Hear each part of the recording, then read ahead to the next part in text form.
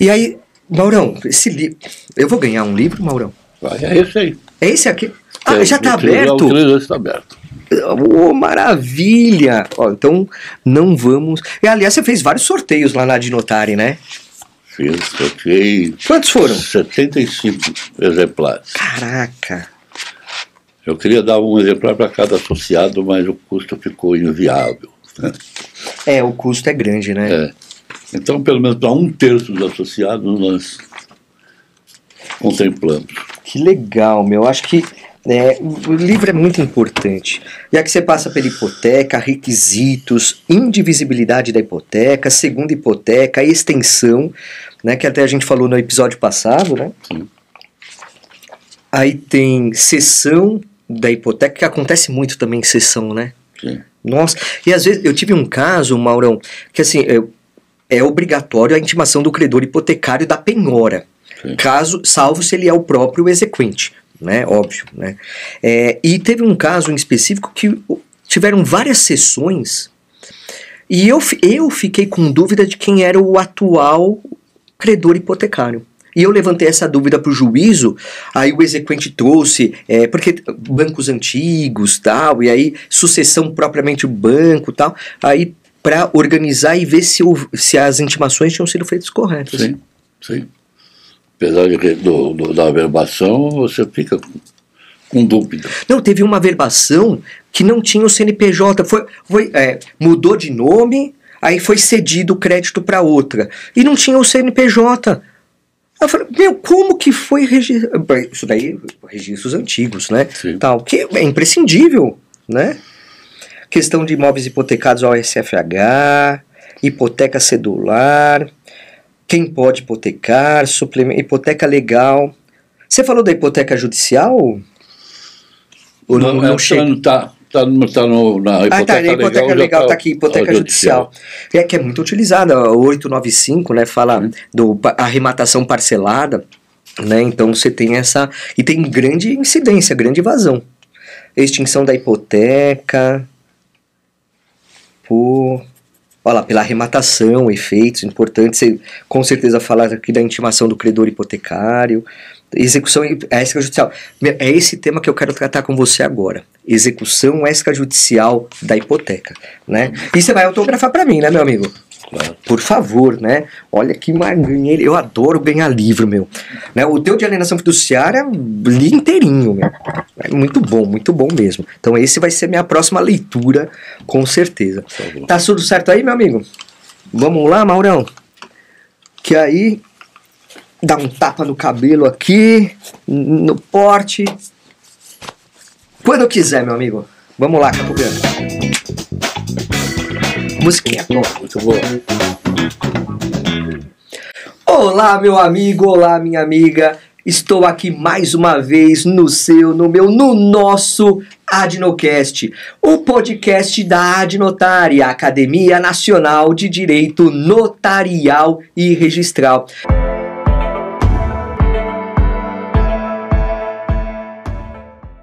E eu tô aqui mais uma vez, porque não podia ser diferente, faltou muita coisa pra gente conversar com o grande amigo Mauro Antônio Rocha. Tudo bem, meu amigo? Tudo bem, Jorge. De novo aqui, mais uma vez. Você é convidado de honra aqui. Olha, antes de até falar renovar o teu currículo aqui e tal, eu quero fazer aquele convite especial para você. Você tá gostando? Aliás, você tá gostando dos nossos podcasts, desse nosso Adnocast? Se você tá, curte, compartilha, deixa aí a sua mensagem, dúvida, não importa, faça seu comentário e também, olha só, veja os episódios anteriores. Nós estamos batendo, quantos que nós temos agora, Capobinho? Acho que esse é o 50º... 54. Esse é o 55. 55 episódios, Maurão. Tá bem? Já mais de um ano, né? A gente começou no começo de agosto do ano passado. E estamos aqui há mais de ano já com esse projeto interessantíssimo do Adnocast. Então, curte, compartilha conteúdo dos mais variados para enriquecer a sua atividade. Advogado, advogada, tem palco. Corretor, corretoras de imóveis, engenheiros, não importa qual é a sua atividade ligada ao notarial e registral, tem muito conteúdo que você pode se aproveitar sim.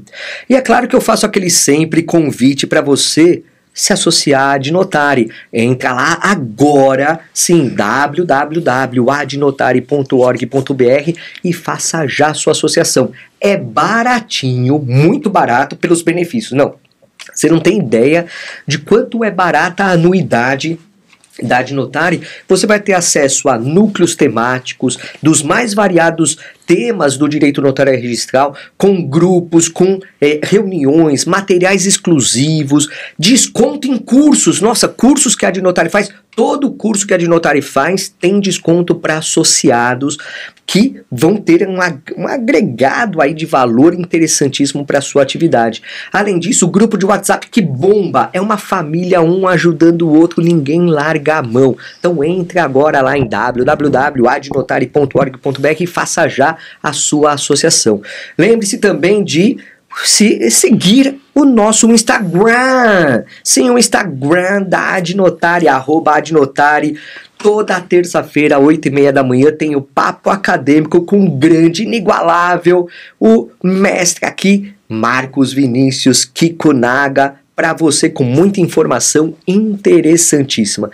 E eu tô aqui numa complementação do episódio anterior, então olha só, se você pegou esse bonde andando, depois de assistir, veja o episódio anterior que a gente já falou sobre hipoteca, a nova hipoteca, e vamos trabalhar mais detalhamentos aqui importantes, principalmente voltado para a execução hipotecária extrajudicial com Mauro Antônio Rocha, advogado, professor, parecerista, pós-graduado em Direito Notarial e Registral pelo IBESP, pós-graduado em Direito Imobiliário pela Legale e também, é o nosso presidente da Adnotare. Tudo bem, meu amigo? Muito bem. Faltou alguma coisa a falar aqui? Não, ótimo.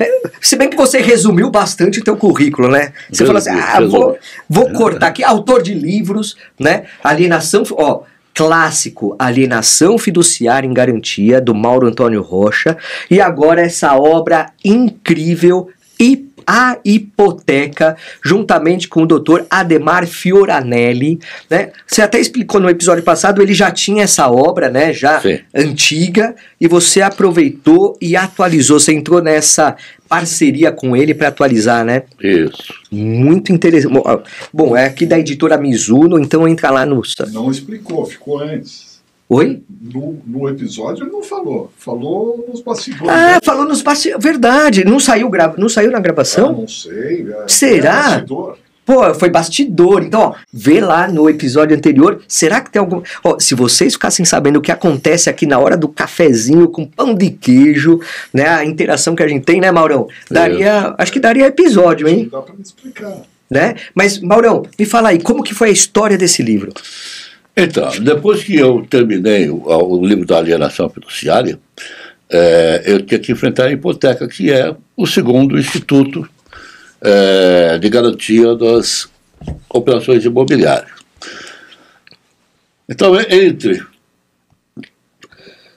começar um livro do zero, repetindo as mesmas coisas sobre o instituto e tal, sobre o qual já se escreveram muitos livros, né?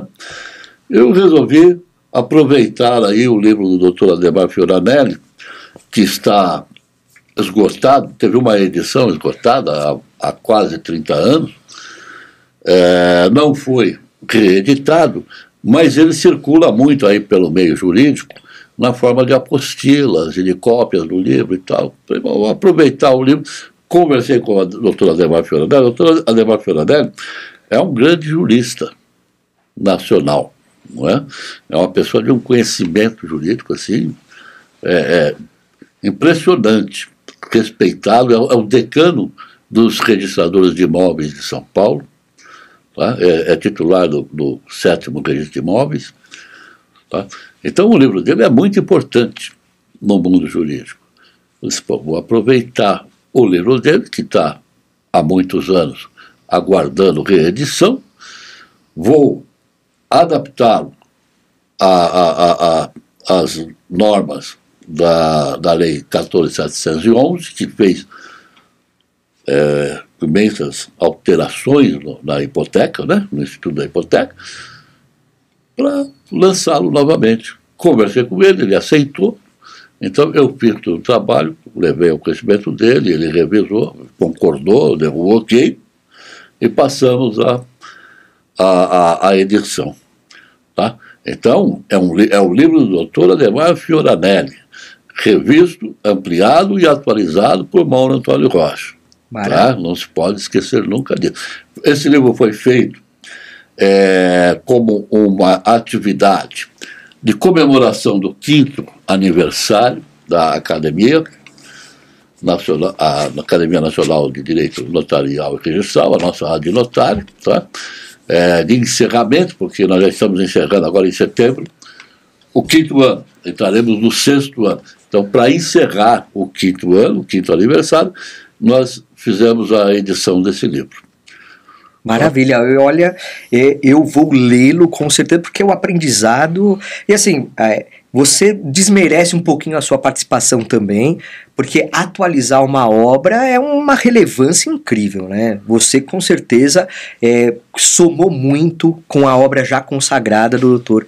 Ademar, né? É muito trabalhoso, mas saber tudo que já estava ali no livro do Dr. Ademar é uma coisa que daria muito mais trabalho, né? Quer dizer, ele chegou quando ainda tudo era mato, e aí você já veio depois. Eu costumo dizer que eu herdei o livro dele. Tá. Eu herdei o livro dele, me apropriei, fiz lá as reformas necessárias e coloquei no mercado. Maravilha. Meu amigo, eu acho que a grande mudança para reavivar a hipoteca foi realmente o estabelecimento de umas regras para a execução extrajudicial dessa hipoteca. Né? Acho que essa é o grande motivador da Lei 14.711, que entrou em vigor em outubro de 2023. E a pergunta inicial que eu te faço mas espera aí, as hipotecas antigas já entram nessa adaptação da execução extrajudicial? Essa é a pergunta que todo mundo faz. Todo mundo. Então, tô nessa. A princípio, se você pegar a lei tem lá, é o artigo 9º, se eu não me engano, da Sim. 14.711, lá no parágrafo 10º diz assim, que os dispositivos acima se aplicam às hipotecas, os contratos de hipoteca deverão ter os dispositivos acima por completo, né, na íntegra. Isso, o parágrafo 15º. 15º? Como uma condição clausular, não é? O que nos dá a entender, no primeiro momento, que o contrato que não tem não pode ser executado extrajudicialmente. Então, ou ele tem que ser um contrato novo, ou tem que ser um contrato renegociado, não é? Adaptado a essa realidade. Adaptado para a inclusão dessas cláusulas. Então, esse é o primeiro entendimento. Depois tem um segundo entendimento, que alguns juristas aí estão difundindo. O Fábio Tartucci, por exemplo, é um deles, o Carlos Elias é outro, né? Está difundindo. Não, já se aplica a qualquer um. Por quê? Porque revogou as regras do Decreto-Lei 70. Tá? Então se aplica, sim, a qualquer alienação associada. Eu acho que conflito nós teremos hipoteca, poucos, né? A hipoteca. Conflito nós teremos poucos, porque talvez nós tenhamos muito pouca hipoteca em andamento. Sim. Tá? Mas tem esses dois entendimentos. Mas é interessante pensar nessa viabilidade já de aplicação imediata, né? Eu estou propenso a concordar com esses dois. Que se aplica, sim, sem nenhum problema. É que o texto desse parágrafo 15 do artigo 9º da Lei 14.711, ele deixa uma margem aqui, eu vou até fazer a leitura porque é interessante. O título constitutivo da hipoteca deverá conter, sem prejuízo dos requisitos de forma do Código Civil, né, do artigo 108, né, os pressupostos de validade lá do negócio jurídico, ou da lei especial, conforme o caso, como requisito de validade expressa a previsão do procedimento previsto nesse artigo. Sim. Né? Então, assim, nadar contra o texto, a literalidade. Sim. Mas talvez, como você disse, eu acho que não terá tanto problema, porque são poucas hipotecas que perduram até hoje, né? E quando esse texto eu lembro muito bem do PL, quando esse texto foi incluído no PL, não existia ainda um dispositivo que revogava o Decreto-Lei 70. Quer dizer, ficou acéfalo, né? A execução hipotecária Exato. ficou sem. Então, haveria uma substituição. Então, essa é aquela questão, muitas vezes, que acontece em projetos de lei, que se transformam em lei, que é a falta de sistematização, né? A correspondência. Porque cobriu um santo, mas depois descobriu outro, e aí ficou uma lacuna. Né? E essa lacuna precisa ser acomatada. Então, essa relativização da literalidade desse dispositivo vai suprir a lacuna da revogação. É essa a interpretação, né? E fica aí uma oportunidade de discussão judicial, né? Se eu não concordar com a execução extrajudicial, eu vou, de alguma forma, embargar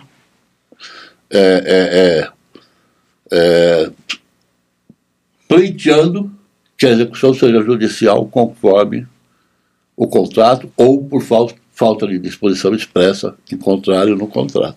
Sim. E essas alterações promovidas deram um poder, eu vou chamar de poder, mas o direcionamento da execução extrajudicial da hipoteca ao oficial de registro de imóveis, né, o condutor, né, o maquinista, não sei como que se chama, piloto, né, porque o credor hipotecário bate na porta do oficial de registro e fala, tá inadimplente. E aí, qual é o procedimento aí do oficial de registro? Então, o procedimento é o mesmo da alienação fiduciária. Tá? Vai ter alguma diferença lá no final, mas o inicial é exatamente o mesmo. Não é? Fala-se na doutrina que o oficial de RI é o presidente. Né? Olha lá, presidente. Eu falei piloto, maquinista, presidente do procedimento. O que eu acho uma bobagem também, porque ele trabalha muito pouco nesse procedimento, não é? Mas ele é o presidente. Então ele vai receber um pedido de execução extrajudicial, um requerimento, não é? Ele vai instrumentalizar aquilo e transformar numa intimação, tá? Tal qual na alienação fiduciária. Requerimento, vai ter que comprovar o inadimplemento, comprovar a carência, se houver carência no contrato também, porque na alienação fiduciária, na hipoteca, nem todos os contratos tinham carência, né? Se houver carência, visto isso, faz a intimação. O valor devido para fins de purgação da mora, né? O valor devido para a purgação da mora, porque também na hipoteca você vai executar o que não foi pago. Quer dizer, o objetivo inicial é fazer com que haja convalescer o contrato. Convalescer o contrato, é receber o que não foi pago, receber aquilo que não foi liquidado nas datas aprazadas. Quer dizer, até agora não teve vencimento antecipado das demais, tal. É recuperar o contrato no seu andamento. Isso. O prazo é o mesmo, 15 dias, não é? Para a purgação da mora. Da mesma forma como na alienação fiduciária tem para os contratos de hipoteca de crédito habitacional um prazo de 30 dias posterior à intimação, ao decurso de prazo da purgação da mora. Tá? Purgada a mora, encerrou o assunto como se nada tivesse acontecido, segue o jogo. Né? Não purgada a mora, aí, ao contrário da alienação fiduciária, onde há uma consolidação da propriedade, na alienação fiduciária, o que nós vamos ter? A execução propriamente dita. Não é? O credor ele precisa informar ao oficial de registro que agora vai entrar na fase dessa execução, né? Exato. Venceu o prazo, o credor vai ser informado do vencimento do prazo. E aí ele é quem tem que tomar as providências. Qual é a providência que ele vai tomar? É pedir ao oficial que prossiga na execução. Não é? Não tem consolidação, não tem pagamento de tributos nesse momento, não tem nada. É só continuar. Então, olha só, ele requer para o oficial Então, não purgou a mora, ele vai ser comunicado, o credor vai ser comunicado, ó, não purgou a mora. Como não é alienação fiduciária, na alienação seria a consolidação da propriedade. Agora, o credor informado da não purgação da mora, ele vai pedir para o oficial de registro dar continuidade nesse procedimento? Sim, começar a execução, né? A execução. A execução. Tá. E aí, eu tenho uma dúvida, Maurão. Porque a lei muitas vezes não tece as minúcias da prática. Isso é normal, toda lei tem essa situação. Né? O parágrafo 2º fala, o credor vai autorizar o início do procedimento da execução. Né? Então vai para o oficial de justiça, oficial de registro vai autorizar esse início da execução. E o passo seguinte vai ser a realização dos leilões. Sim. Certo? Quem que contrata o leiloeiro? O credor hipotecário ou o oficial de registro? O contrato leiloeiro é o credor hipotecário. Tá. Porque aparentemente essa questão de autorizar a continuidade e aí a questão de ser presidente, né, daria margem a entender que o oficial ele teria essa incumbência, né? Por isso que eu digo que, na verdade, quando diz assim que ele preside, ele não preside nada, ele só cumpre aquilo que é solicitado pelo credor. Não é? Então ele intima, porque foi solicitado, ele prossegue a execução. Prosseguir a execução é simplesmente averbar que houve lá o decurso do prazo e o pedido para... E inicia o prazo para a realização dos leilões. Tá. Então, a princípio não muda nada nessa questão da contratação do leiloeiro, porque o credor continua... Então, na verdade, quem preside é o credor hipotecário.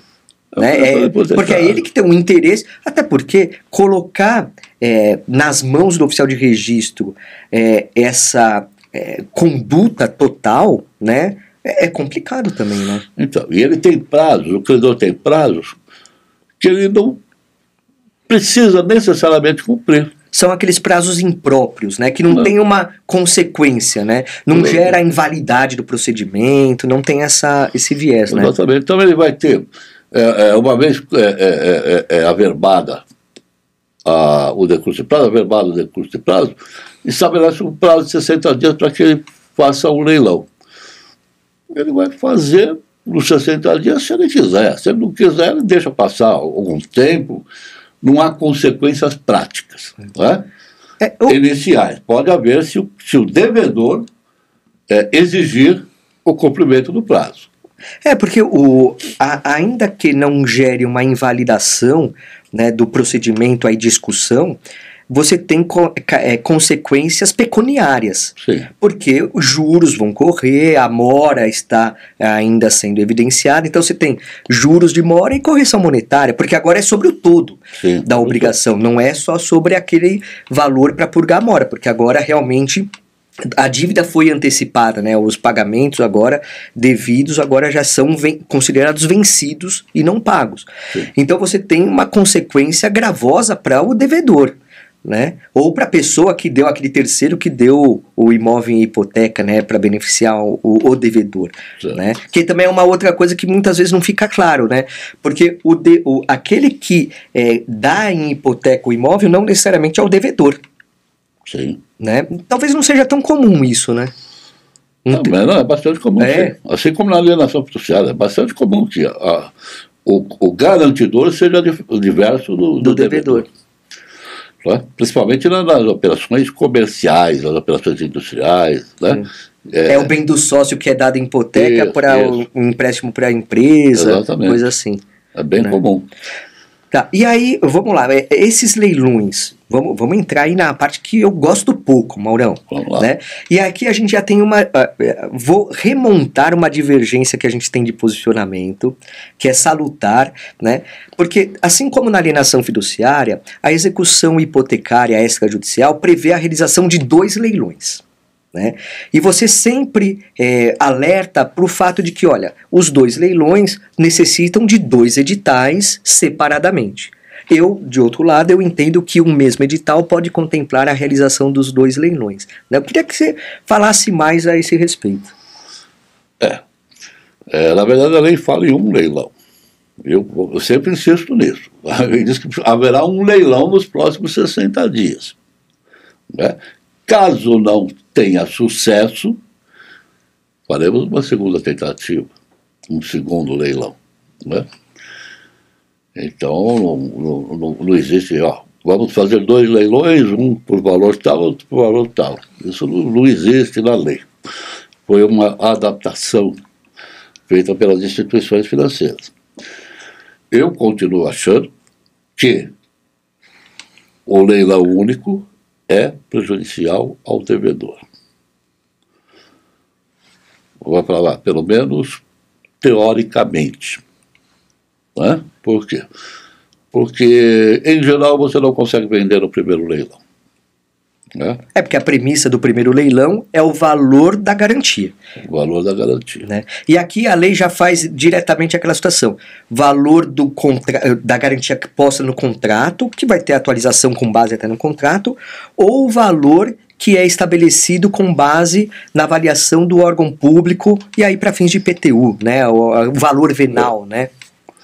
Essa aliás, desculpa,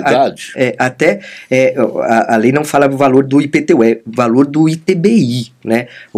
A base de cálculo do ITBI, não é do IPTU, fazer essa ressalva. No caso da alienação fiduciária. Não, no caso aqui do próprio caso da execução hipotecária. Também na hipotecária? Também, o parágrafo 5º fala: primeiro leilão público não ser igual ou superior ao valor do imóvel estabelecido no contrato para fins de execução ou no valor da avaliação realizada pelo órgão público competente para cálculo do imposto sobre transmissão inter vivos, o que for maior. Tá. É estranho, porque lá, no caso da alienação, você vai pagar o imposto para fazer a consolidação. Então, necessariamente, você vai ter um cálculo. Sim. Do ITBI. Na hipoteca, não. O que eu acho aqui, Maurão, que eu, leiloeiro, eu vou fazer essa análise. Então você vai me passar, então o credor hipotecário vai me passar o valor da garantia, o contrato, o valor da garantia, o valor atualizado, e eu vou levantar junto ao órgão público municipal o cálculo do ITBI. E isso eu vou fazer um comparativo. Valor da garantia 500 mil atualizada, valor de base de cálculo do ITBI 600 mil, uso que for maior. Tá. Então eu entendo que... mas também não tem muita importância não, porque essa diversidade de bases, ela nasceu porque, em geral, os imóveis cresciam de preço e a dívida ficava inferior. Sim. Por quê? Porque você tem uma variação de preço dos imóveis e outro que é a variação do índice utilizado para atualizar o valor da garantia. O contrato, né? Então, numa época que nós tivemos um boom, nós tivemos muito problema. Porque o imóvel estava valendo 500 e o valor contratado, não é? O valor que constava no contrato era 320. Não é? Então nós tivemos muito problema. Muitas questões levantadas no judiciário. Então, houve a oportunidade de fazer essa adequação. Tá bom. Então, se esse valor não é bom, o valor contratual não é bom, vamos pegar o valor do ITBI. Tá? Dos dois, o maior. Hoje isso já não faz muita diferença, não. Hoje, porque está mais estabilizado o mercado. Estabilizado, né? Agora, o que eu sempre reputo importante é que em algumas cidades, como em São Paulo, nós temos a questão do valor venal de referência para fins do recolhimento do ITBI, que é reconhecidamente legal, né? E mesmo assim, aí essa dúvida vai perquirir, porque eu, leiloeiro, eu vou usar o critério que tem que ser o legal, né? Que seria a base de cálculo do ITBI sem ser esse valor venal de referência, né, Maurão? Ou você entendeu essa complexidade? Aí você vai ter que usar o cálculo que é feito pela prefeitura. Pela prefeitura, não tem outro jeito.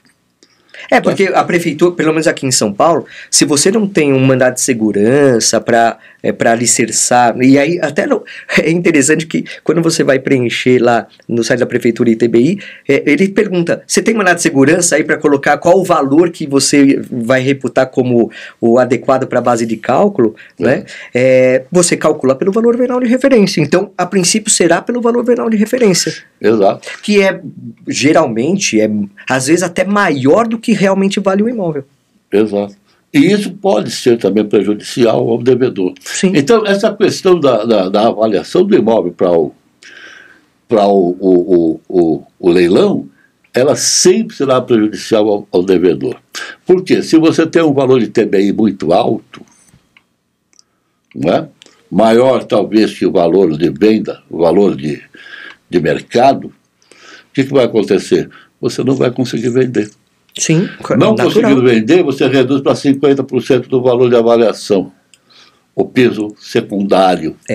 Vamos chegar aí, Maurão, porque voltando àquela questão, essa questão que a gente tem divergência de um leilão e depois o outro leilão, né? E eu entendo que o edital tem que ser único, contemplando os dois, porque o próprio parágrafo 5º fala assim, olha, se o primeiro leilão for inexituoso, não tiver lance, o que é muito comum de acontecer, por conta do que você até levantou, o segundo leilão tem que ser feito nos 15 dias seguintes. E por que o meu receio, Maurão, 15 dias é muito pouco tempo. Muito pouco tempo para intimar o devedor do leilão que vai ser realizado. Né? Porque enquanto não for feita a alienação, ele tem a possibilidade de remir, né, a dívida. Então, 15 dias não dá... E assim, será realizado nos 15 dias seguintes. Então pode ser... E aí eu também divirjo de alguns leilões que colocam no mesmo dia com horário diferente. Que você já deve ter visto isso acontecer.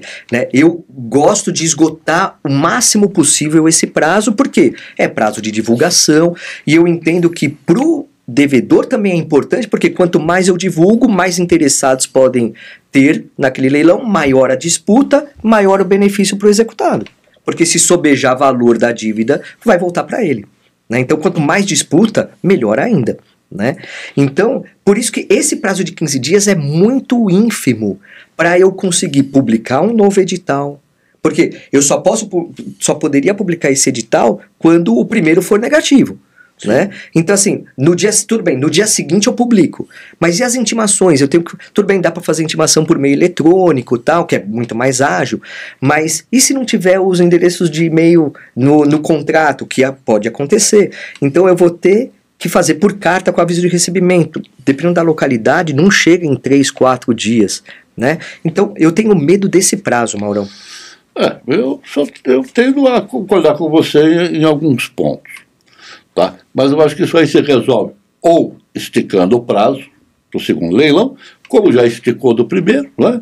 Que foi durante mais de 20 anos, 30 dias. Sim, e que nunca acontecia em 30 dias. Exato. Porque quase que um prazo impossível praticamente de ser cumprido. Então vamos resolver isso. Aumentou para 60 dias. Tá? O segundo, 15 dias, não conseguimos fazer em 15 dias, vamos aumentar para 30 dias. Tá? Outra coisa, com relação às intimações, acho que algumas questões poderiam ser resolvidas no primeiro edital. Inclusive o prazo de realização do segundo, se necessário. Tá? Já o que? As datas?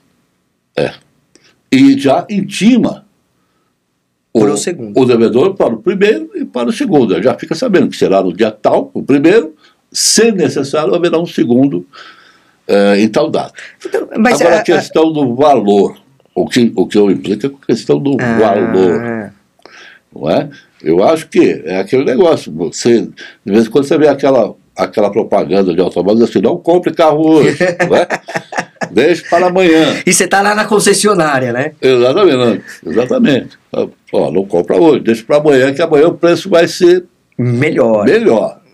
Tá certo? É mais ou menos isso. Não compre este imóvel em leilão hoje. Deixe para amanhã. Que amanhã é metade do preço.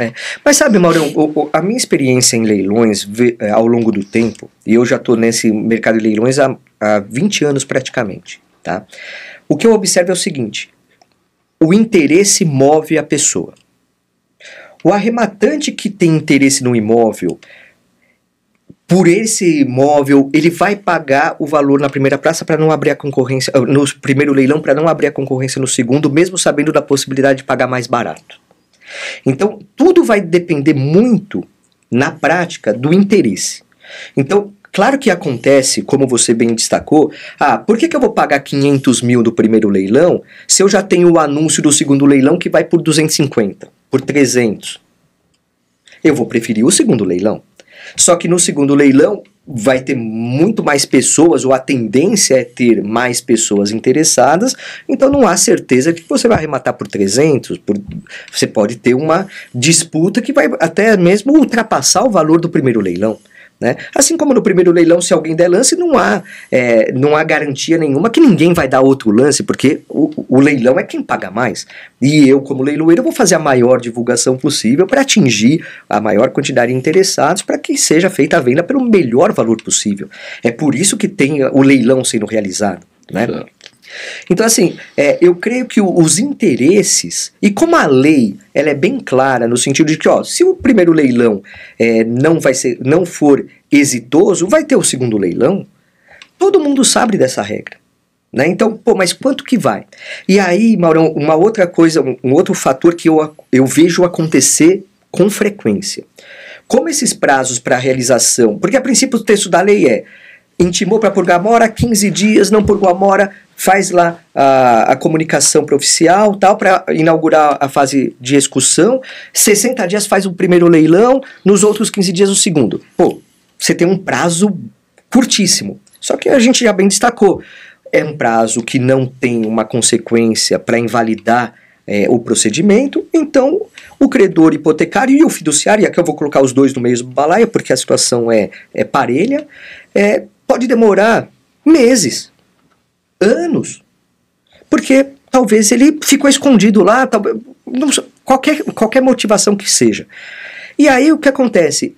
O segundo leilão, como é a soma de todas as dívidas, tal, e aí inclui IPTU, inclui débito condominial quando está inserido num condomínio edilício, inclui as despesas do leilão, isso, aquilo. Muitas vezes o segundo leilão é maior o valor do que o primeiro.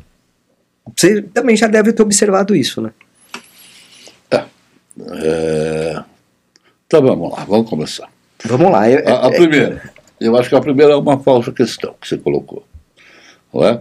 Porque só vai adquirir no primeiro leilão aquele que tem um objetivo específico. Sim. Não é? Então eu estou colocando em leilão uma planta industrial na beira da Dutra, da rodovia Dutra.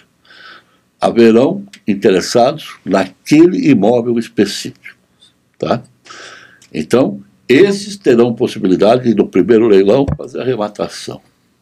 Sim. E se instaurar a concorrência, é porque a concorrência vai acontecer em qualquer hipótese. Com certeza. Né? Muito bem. Mas é muito caro. Pode ocorrer também o caso do vizinho, do apartamento vizinho, né? Então está sendo levado a leilão o 21, eu sou dono do 22, eu quero 21, porque eu quero fazer um agregado. Um agregado, quero fazer dali um apartamento só. Então tem que ser aquele. Eu vou lá e... pago o que for. Pago. Né? O interesse dele é diferente. No primeiro leilão, que geralmente, mesmo no primeiro leilão, é um valor menor do que o valor de mercado. Não é? Porque o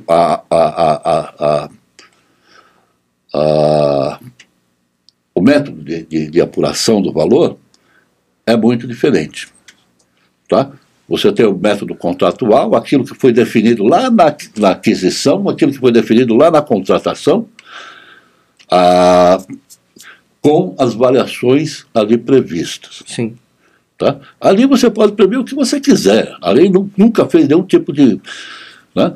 Se eu puder negociar, eu vou querer uma avaliação na hora do leilão. Sim. A variação de mercado. Sim. É o melhor, não é? Mas nunca tem isso no contrato. Geralmente é um índice de atualização, né, monetária. É algum índice. Uma correção. Muito bem. Então, ele já não é o valor real. Mesmo se for no ITBI, IPTU, em alguns casos, em locais específicos, ele pode ser muito alto, como é no caso do Guarujá, por exemplo, né, que extrapola tudo. Sim. Ele pode ser muito alto e extrapolar o valor de mercado. Mas, no geral, ele é inferior ao valor de mercado. Às vezes mais, às vezes menos, mas é inferior. Então, o valor do primeiro leilão já é um valor inferior ao de mercado. Se eu comprar por aquele valor, beleza, estou feliz. Tá? Então, pode haver o interesse no primeiro leilão nesses casos específicos, mas são caros. Tá? No geral, você deve concordar comigo que 98% dos leilões não se resolvem no primeiro leilão. Vamos para o segundo, porque mesmo que eu tenha interesse em pagar o preço do primeiro, eu vou querer um benefício lá no segundo. Eu vou para o segundo, porque eu começo lá embaixo, né? Eu posso aumentar a minha oferta. E se tiver concorrência, é a mesma concorrência que teria no primeiro, né? Então, aí eu não vejo assim muita justificativa no argumento que você utilizou. No segundo argumento, que é o argumento do tempo, né, decorrido, aí é um ajuste entre devedor e credor, senão isso não existiria, né? Você tem prazo, não cumpriu o prazo, não tem nenhuma penalidade por isso, mas o devedor pode exigir que você faça no prazo certo, ok? Passou lá 40 dias, 45 dias, você ainda não publicou o edital, ele pode entrar com uma medida judicial pedindo que você cumpra o prazo do leilão, sob pena de multa. De arcar o credor com a mora, né? Exatamente. Que ele está causando. Exatamente. Então ele pode fazer. Se ele não faz, é que ele também está confortável. Sim. É o que geralmente acontece, né, Mauro? Você não faz o leilão e eu vou ficando aqui. Porque esquece que tem taxa de ocupação. Esquece. Como eu não vou pagar nada também no final, porque eu já estou ferrado mesmo, então. Ferrado e meio. Deixa correr, né? Se é habitacional ainda, que não tem saldo devedor no final, deixa lá. Se é crédito comercial, já, como tem saldo devedor, você precisa pensar duas vezes. Então, aí é uma questão de acerto entre os dois. Se um aceita o que o outro faz, contrariando a lei, tudo bem, fazer o quê? É que isso daí, o que eu percebo na prática, Maurão, é que torna invendável. Nem sei se existe essa palavra, não se concretiza a alienação, porque fica tão caro o imóvel no segundo leilão que não se... Mas no segundo leilão você tem um preço da dívida, pode estar lá em cima, não vendeu, reduz a 50% do valor de avaliação. E justamente essa, e a lei fala bem claramente, é uma prerrogativa total do credor. O credor, ele pode. E aí, olha só, vamos pensar, estou elaborando o edital do leilão. A lei não estabeleceu isso, só estabeleceu o que é vontade do credor.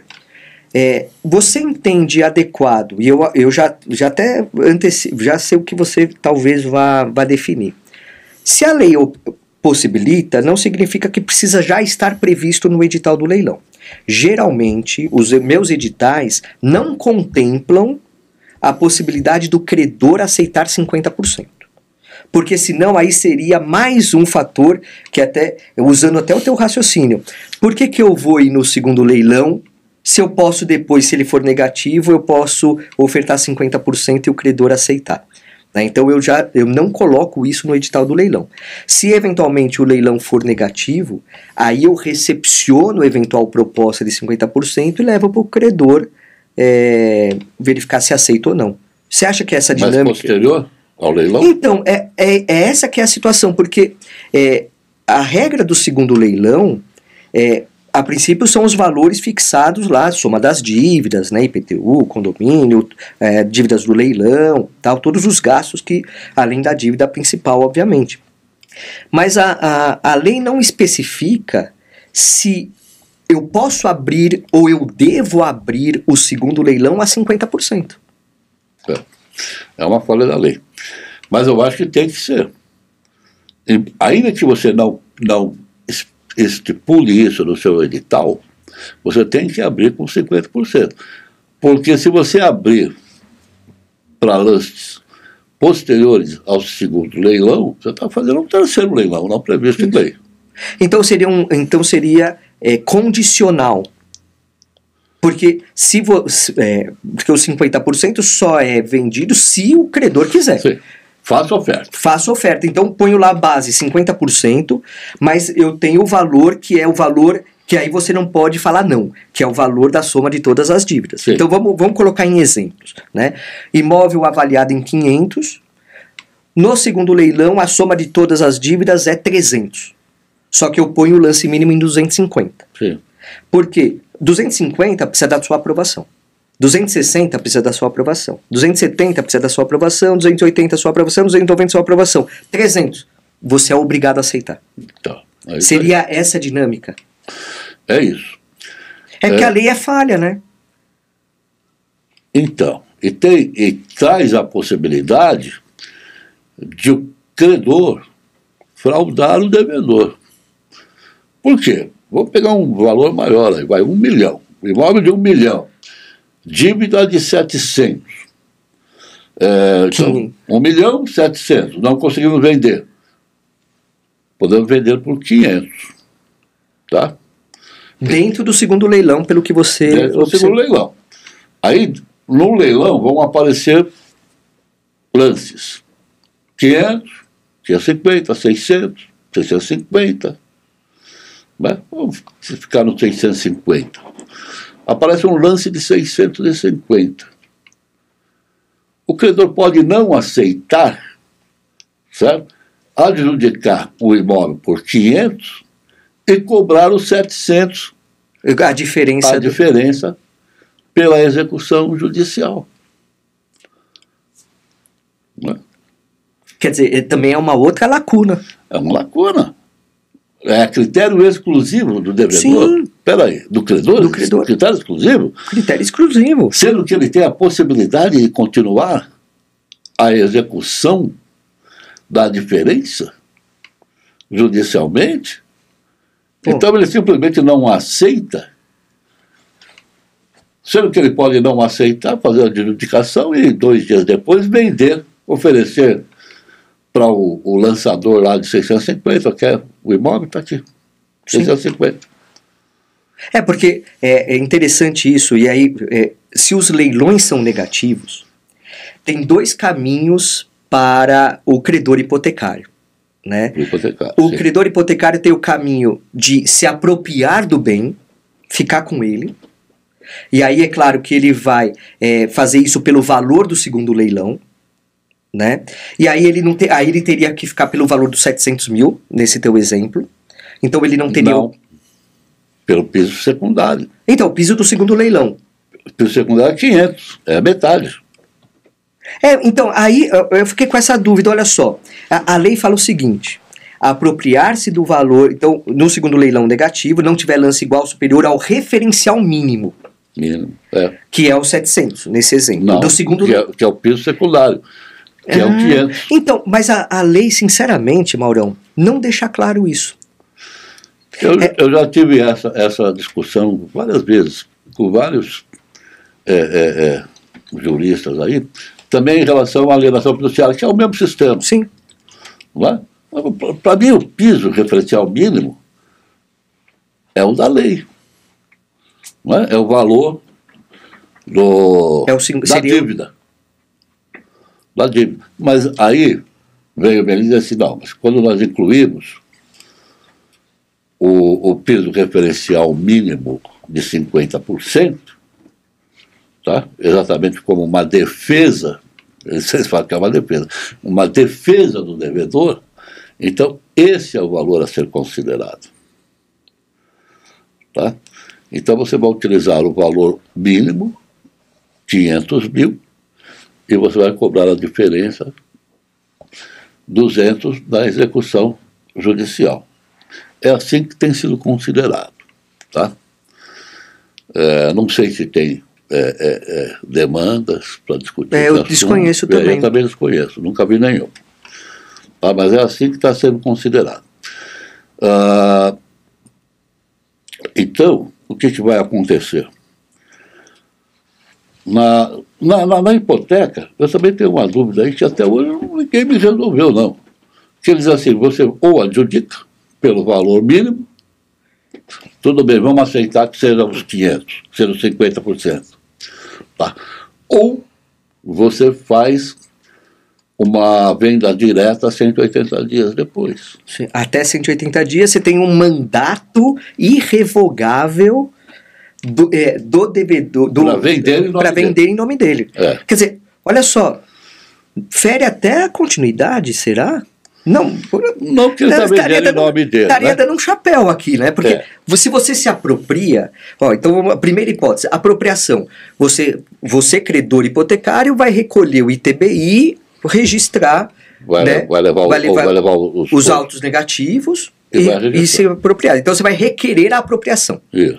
Mas se você preferir, você, em vez de apropriar, se você tem 180 dias para vender independente de leilão, por isso que pode ser uma venda, geralmente até vão fazer leilão se bobear, mas por qualquer valor, porque aí você tem um mandato geral para poder fazer a venda, né? Certo. Então, e aí, como é que fica a quitação da dívida? Não tem na lei, não diz. Nessa segunda hipótese, seria pelo valor da venda para o terceiro, que pode ser qualquer valor, porque você não estaria baseado no mínimo referencial. Pois é. Não é porque você poderia... E aí você está invalidando a norma processual que limita a 50% Sim. a venda em leilão. Não é? Então é confuso isso. Só vai ser resolvido à medida que essas coisas forem acontecendo e o judiciário... Eu acredito, Maurão, que até fazendo um exame de futurologia aqui, né? Eu acho que os 50% tem que ser respeitado. O que você acredita? No mínimo, né? No mínimo, Porque senão, nem vou entrar no conceito de lance civil, porque não é essa questão, mas é propriamente a proteção que tem que ser conferida àquele que perdeu o patrimônio. Mas aí para que serve esse prazo de 180 dias? Porque eu posso simplesmente adjudicar, não é? A gente está usando a adjudicação aqui como genérica, né? Lato sensu, né? Lato sensu. Se você pode adjudicar e colocar a venda direta. E a lei não fala, olha só, nada impede que você tente vender diretamente em 180 dias e se não conseguir vender, você se apropria, né? Faz a adjudicação. Sim, você apropria. Se não vender, apropria. Então, a primeira escolha vai ser sempre tentar vender direto. É uma terceira chance de venda, não é? Mas que não tem efeito em relação ao credor e à dívida dele. E sabe o que eu acho que é interessante aqui ainda? Uma outra, o legislador poderia ter dado uma salvaguarda para o devedor. Uma preferência, direito de preferência. Porque aí, num direito de preferência, claro que que assim, só vai apagar a dívida se for financiamento para aquisição do próprio imóvel, né? O saldo devedor, se existir, só não vai ser cobrado se for financiamento para o próprio imóvel da construção do próprio imóvel, salvo o consórcio, né? Se fosse nessas hipóteses, ele poderia ter o direito de preferência. Eu acho que... Agora eu vou dar uma opinião aqui, que vai ser um pouco polêmico. Opa, breaking news! Calma aí, temos som para isso? Olha lá. Manda ver. Na minha opinião, o pedido de preferência se prorroga até os 180 dias. Por quê? Ele vai até o segundo leilão para não impedir a venda em leilão. E a lei, o teu raciocínio é interessante, porque a lei fala até a alienação. Não fala até o segundo leilão. O termo legal... é até a realização do segundo leilão. Não sei se exatamente a hipoteca fala isso, mas a alienação... Quer ver, o direito de remir a execução mediante pagamento da totalidade da dívida, tal, cadê? Antes de o bem ser alienado em leilão. Aí fala em leilão. Usa o termo leilão. Então, você tem a chance de remir até chegar no segundo leilão.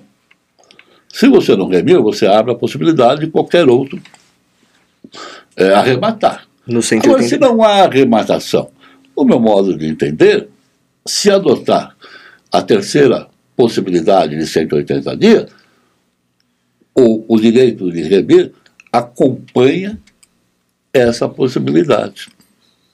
Tá? Não há por que negar, até porque o objetivo aí é recuperar o valor da dívida. Sim. Se ele vai remir pelo valor da dívida, perfeito. Agora, se ele vendesse por um valor menor, que é totalmente possível nesses 180 dias. Menor que a dívida. Menor que a dívida ou até menor que o... Vai, aquela discussão 50% ou até menos. Mas vamos fixar no 50% quando o 50% é menor que a dívida. Certo. Geraria, em vez de remir, não seria interessante ter uma preferência? Porque você paga, vai, naquele exemplo, 700, seria interessante uma preferência. Sem dúvida. Né? Sem dúvida.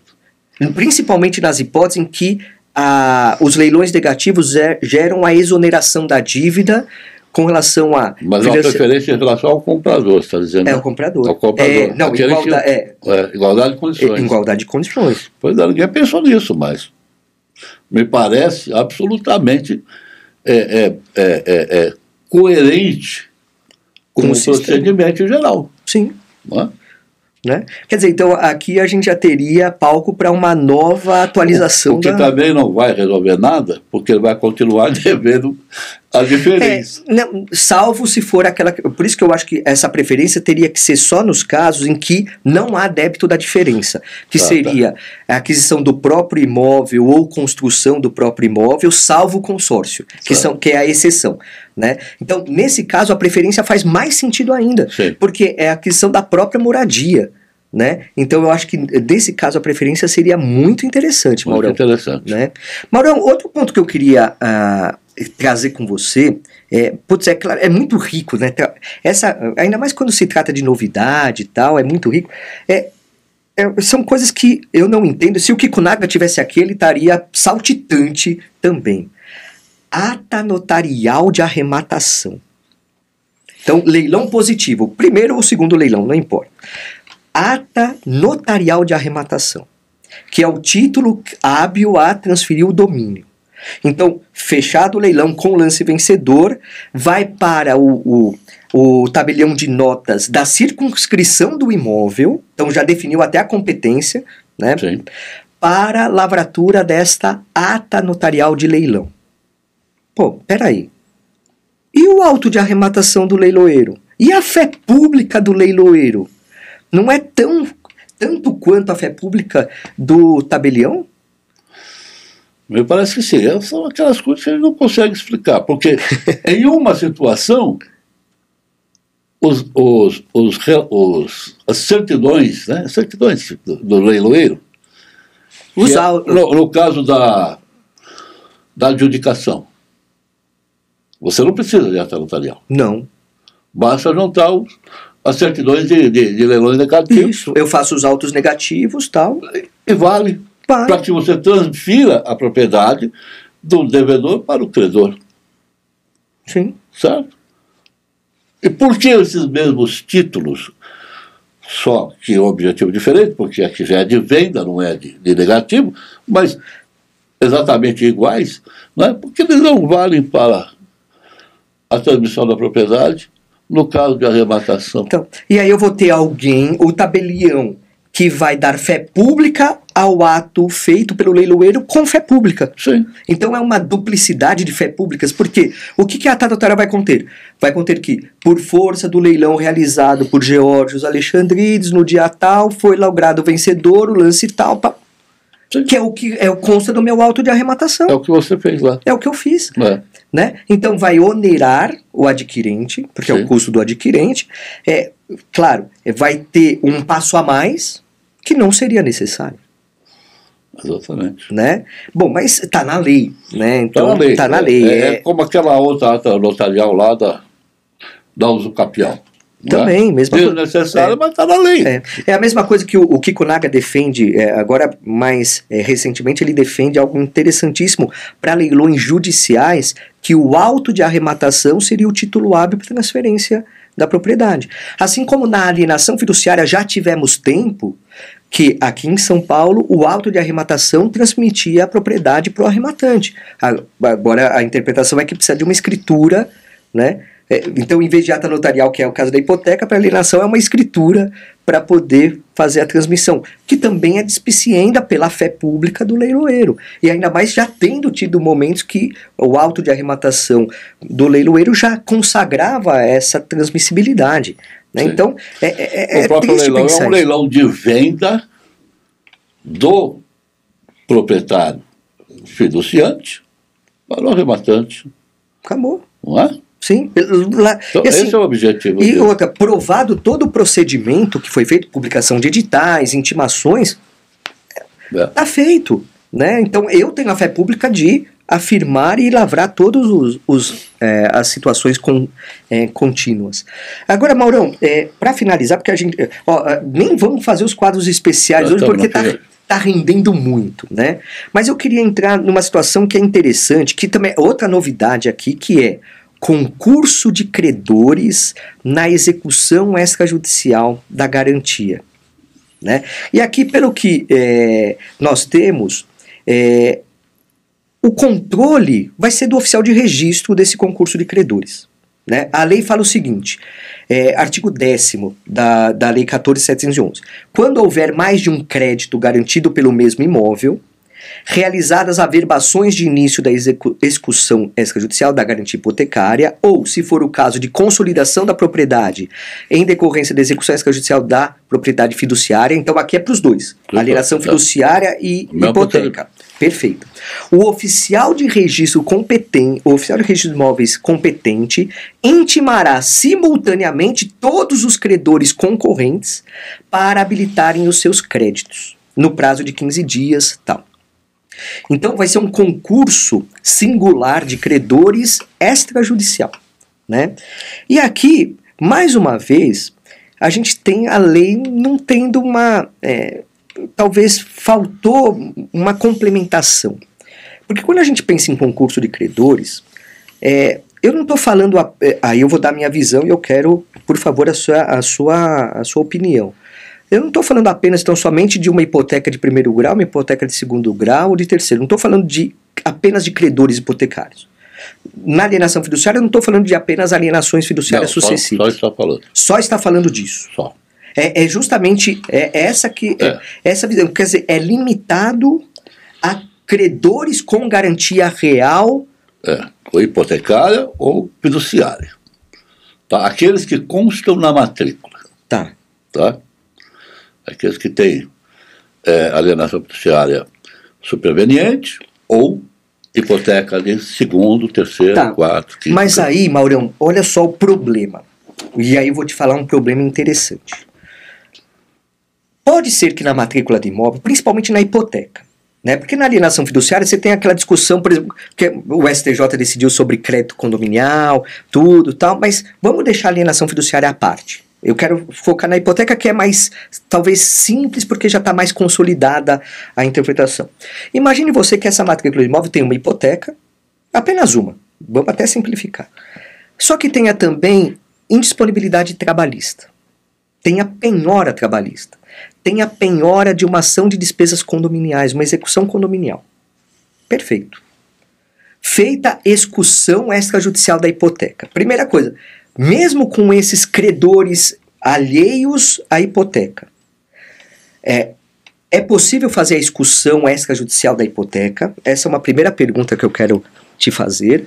E a segunda e o concurso de credores, já que credor alimentar prefere a credor tributário, e aí a gente pode até colocar um crédito tributário aqui no meio, então credor alimentar prefere crédito tributário, que prefere o condominial, que prefere o hipotecário, porque a gente tem a súmula 478 do STJ que fala que o credor condominial prefere ao credor hipotecário no recebimento. Então, nesse exemplo que eu te dei, Maurão, se eu sou leiloeiro, eu vou te falar a minha conduta.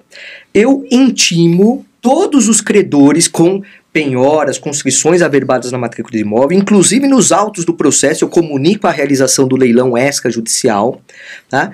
E nesse caso da hipoteca, Eu orientaria, porque ainda não tive nenhum caso prático disso, porque é muito novo, ainda recente, eu orientaria até o credor hipotecário a fazer, porque o pagamento vai ser feito direto para o credor hipotecário da arrematação.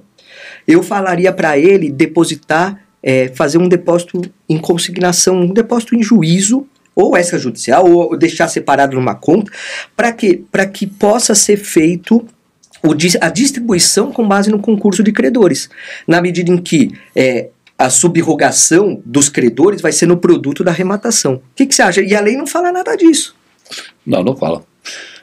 Mas é isso mesmo, porque o RI ele vai fazer a intimação de todos os credores hipotecários ou credores fiduciários, ok? Ele vai fazer o quadro de credores com os valores atualizados, tá? Mas a liquidação desses valores, se houver, será feita pelo credor executante. Porque é ele que vai receber os valores. Né? Ele que vai receber o valor. Tá? Então ele vai receber 100% da execução, ele vai ter preferência no pagamento, ou seja, ele vai receber a sua dívida, e aquilo que sobejar o valor da dívida, ele vai pagar proporcionalmente aos demais credores hipotecários ou fiduciantes. Agora, se houver credor privilegiado, identificado, tá? Ele vai ter que pagar isso. Então, ele primeiro vai pagar, ele vai receber o valor, ele vai alocar o valor de cada credor privilegiado, e do que sobrar, ele vai receber a sua parte. Se sobrar, ele vai pagar os demais credores. Se não sobrar, perderam. Ele vai executar a diferença e tal. E olha só, isso não é só em caso de arrematação. Porque se os leilões forem negativos, e ele for se apropriar do bem, ou vender nos 180 dias, né, que são as opções que ele tem, mesmo assim ele não pode fraudar a preferência material de outros credores. Não. Então, o credor hipotecário, mesmo quando os leilões são negativos, e ele fala, não, eu vou colocar a venda em 180 dias, ele tem que respeitar o concurso de credores daqueles privilegiados. Sim. Ou ainda que ele fale, vou me apropriar do bem, adjudicar o bem, ele vai ter que pagar aqueles credores que têm preferência material a dele. Porque senão ele está fraudando, literalmente fraudando execuções ou eventualmente credores. Né? Então, e a lei não trouxe essa previsão, não desceu a essa minúcia. Não. Porque assim, há uma aparência, Maurão, um mundo ideal de que só vai ter a hipoteca na matrícula. E não é isso. Né? Não é. Isso daí, até porque a pessoa talvez agora vai deixar por último de pagar a hipoteca, mas ele já deixou de pagar o IPTU, já deixou de pagar o condomínio, tem débitos eventualmente trabalhistas de outras ordens, né? Sim, e se for feito realmente isso que você disse de intimar ou pelo menos comunicar os demais credores da realização dos leilões, esses credores evidentemente vão se habilitar. É que o que eu acho que eles vão ter que buscar de alguma forma o credor fiduciário. Provavelmente eles vão me procurar para falar assim, com quem que eu falo? Eu falo assim, olha, tá, então formaliza isso, traz o teu crédito atualizado. Eu posso até ser esse intermediário, né? E eu acho que o leiloeiro público ele tem algumas funções que não estão na lei, né? Então eu absorveria, ou então vamos pensar que um trabalhista fala, pô, eu fui intimado que você está fazendo leilão, tá, então me apresenta o cálculo atualizado, que eu vou deixar aqui até o resultado do leilão, porque eu vou apresentar isso para o credor fiduciário. Sim. Para o credor hipotecário, no caso. Ou até fiduciário, porque aqui a premissa é a mesma. Né? O condomínio me apresenta, a prefeitura me apresenta, e aí eu vou apresentar. É que o tributo e o condomínio ele já estaria fazendo parte do valor do segundo leilão. Né? Então já facilita um pouco. Mas outros credores, principalmente os alimentares que têm preferência, tem que ter sempre mais cuidado nesse trato, né? Então, assim, a lei, ela deixou de ver algumas realidades, né? Sim. Ela se preocupa só com o concurso de credores da mesma natureza. Hipotecários ou fiduciários, né? Exato. Os demais estão excluídos da habilitação inicial, né? Verdade. Serão que se habilitar para subrogar no preço no valor da arrebatação. Verdade. Pô, Maurão, a gente devia ficar aqui mais horas conversando, porque é enriquecedor, o debate é interessante, a gente se contrapõe em alguns pontos e é enriquecedor, né? Eu vejo muitas das posições que você tem coerência total, que eu vou adaptar à minha realidade, e você também falar algumas coisas, pode ter ou não razão, faz sentido, né, como você bem destacou aqui, porque o direito é isso, é uma interpretação e uma construção constante, né, que a gente faz, né? Então, assim, para fechar, eu quero fazer aquele nosso Adnoesc. Vamos lá para esse quadrinho? Adnoesc. Ó, dei uma engafadada aqui na palavra aqui. O nosso Adnoesc é aquele pinga-fogo aqui, aquele bate-pronto, que eu quero conhecer mais do Maurão, do Mauro Antônio Rocha como pessoa. E aqui são perguntas pessoais realmente, né? E eu quero, Maurão, qual que é a tua expectativa para os próximos anos? O que você mentaliza de concretizar? Quais que são os seus anseios, seus objetivos? Porque o passado você já construiu muita coisa, mas sempre tem mais para fazer, né? As expectativas são... Eu tenho mais pouco tempo de trabalho CLT, digamos assim, né? Uma vez que na empresa que eu trabalho, os contratos são finalizados aos 75 anos, tá? Então eu tenho pouco tempo. Então eu já estou me preparando para, após os 75 anos, eu continuar exercendo algum outro tipo de trabalho. E na área jurídica, que é o que eu sei fazer, né? Então eu estou me preparando, estou trabalhando nisso, e também não espero ficar muito mais tempo, não. Mas eu acho que eu ainda tenho ânimo e disposição para mais alguns anos, além dos que me restam aí dos 75 anos. Tá? E eu acho que mais do que ânimo e disposição, Mauro, você tem muito a contribuir.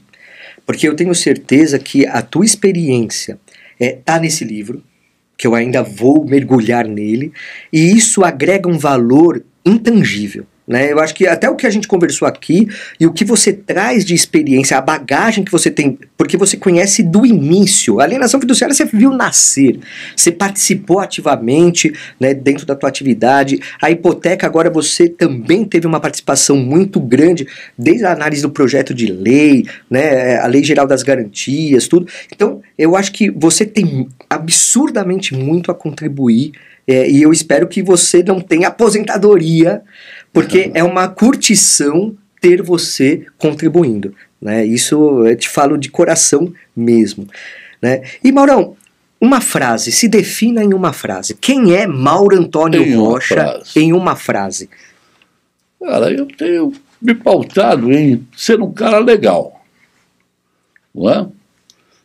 Um cara legal, um cara que seja querido por todo mundo. Eu procuro, há muitos anos, eu já parei de criar confusão, não é? De afrontar as pessoas. Não está mais causando? Não está mais causando aí, abalando? Estou procurando não causar, tá? Por quê? Porque eu quero ser querido pelas pessoas, ter trânsito em todos os lugares. Não é fácil, porque eu também tenho a minha personalidade, né? Chega num momento em que as coisas se complicam. Mas tenho procurado ir por esse caminho. Então, o caminho que eu quiser é um cara legal, um cara que, o dia que faltar, as pessoas vão lembrar como uma pessoa legal. Maurão, olha, eu falo por mim, eu te conheço há praticamente 3 anos, né? Eu estava na gestão da Adnotari na passada e agora nessa, sob a sua presidência, e o que eu tenho de carinho por você é um respeito gigantesco, porque você tem um conhecimento fabuloso, né? Você tem, e você demonstra não só nos livros, mas demonstra nas suas palestras, que eu sempre acompanho quando dá, né? Às vezes a gente palestra junto e tal, e eu vejo as suas palestras, a última agora em Santana de Parnaíba, que você estava lá, falando sobre enfiteuse, e você traça aspectos que muitas vezes as pessoas desmerecem, que são aspectos da origem, da história, você traz realmente nessa bagagem, você traz um conhecimento importante que faz com que a gente reflita e busque ser melhor. Então eu acho que se você tem como esse objetivo ser uma pessoa legal, você já atingiu esse objetivo, né?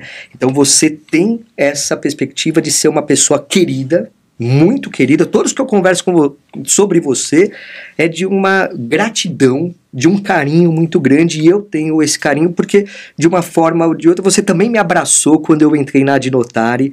Vocês já constituíram, vocês são membros fundadores da Adnotare, e eu entrei lá no meio e tal, e você me abraçou, você me fez com que eu também crescesse. Então eu tenho muita gratidão por você e obrigado mesmo por tudo que você tem feito. Eu agradeço suas palavras. Eu acho que isso me dá a certeza que eu estou no caminho certo do meu objetivo. Tenha essa certeza, meu amigo, tenha essa certeza. Muito obrigado por estar aqui no nosso Adnocast e por abrilhantar e assim sempre ficar com aquela vontade de querer mais. De verdade, Maurão, várias outras questões que a gente poderia discutir aqui, conversar, se aprofundar, que são interessantíssimas. A gente continua. Com certeza, vamos continuar assim. Muito obrigado. Obrigado a você. Meus amigos, acabou mais um episódio do nosso Adnocast. Sim, e ó, gostou, né? Então curte, compartilha, comente e vai ver os episódios anteriores também no nosso canal do YouTube da Adnotare. E lá, vai lá, entra em www.adnotare.org.br e faça já a sua associação. Aqui é só uma amostra do que a gente tem de discussão na academia, Academia Nacional do Direito Notarial e Registral. Vem para essa família com todos os benefícios que nós temos, núcleos temáticos, descontos em cursos, o WhatsApp, o grupo que bomba, todo mundo ajudando todo mundo, ninguém larga a mão de ninguém nessa família Adnotare. Lembre-se, entre lá no Instagram, siga-nos nas redes, @Adnotare. Toda terça-feira, 8h30 da manhã, tem papo acadêmico com o grande Marcos Vinícius Kikunaga. É isso aí, meu amigo, é isso aí, minha amiga. Bora lá, bora que dá. Abraço!